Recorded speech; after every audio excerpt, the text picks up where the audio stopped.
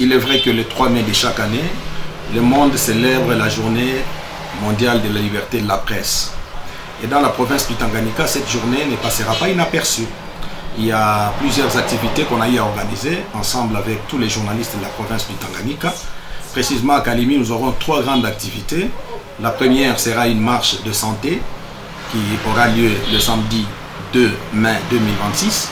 Et puis le dimanche 3 mai 2026, nous aurons un match de football qui va opposer les journalistes aux avocats du barreau du Tanganyika. Et lundi 4 mai 2026, parce que le 3 mai est tombé un certain dimanche, lundi nous aurons un atelier de réflexion avec tous les journalistes. Nous allons réfléchir ensemble autour du thème « Pas de développement sans une bonne information ». Et nous allons convier toutes les autorités de la place, les autres invités. Voilà comment nous serons avec tous les journalistes. Nous devons encourager la compétitivité. La concurrence, c'est parmi les astuces de développement. Et donc, lorsque les gens commencent à se livrer à la concurrence, à une multiplicité, à plusieurs initiatives, c'est que la ville est en train de grandir et d'accroître. Mais le seul appel que nous pouvons faire à tous ces journalistes qui viennent, parce qu'on n'est pas du coup on devient journaliste, mais plutôt on apprend le journalisme. Parce qu'il y a ceux qui n'ont pas fait le journalisme, mais qui ont fait d'autres écoles, d'autres études, mais ils doivent subir des formations pour être journaliste. Qui est journaliste? Ce n'est pas seulement naître, avoir son smartphone et on devient journaliste. Non, si on veut bien ce métier, on doit intégrer dans une rédaction traditionnelle qui est bien connue, se faire parrainer par un journaliste, suivre l'exemple de ceux qui ont réussi et améliorer, se performer, et c'est comme ça qu'on peut devenir journaliste. Donc l'unique interpellation, c'est un appel au professionnalisme. Tous les journalistes doivent demeurer professionnels, surtout à l'ère actuelle où nous sommes dominés par le numérique.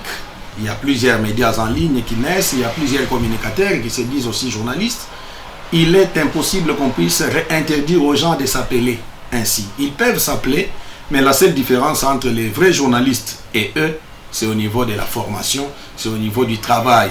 Et donc les journalistes doivent demeurer professionnels pour faire la différence avec les autres communicateurs. On en dira plus les jours de notre célébration. Nous disons à toute la population de la province du Tanganyika en général et celle de la ville de Kalemi en particulier, que les médias sont là pour accompagner la communauté. Et l'information telle que vous l'entendez, ce n'est pas le journaliste qui fabrique l'information. L'information vient de la communauté. Le journaliste ne fait que récolter, traiter cette information et diffuser à grande échelle.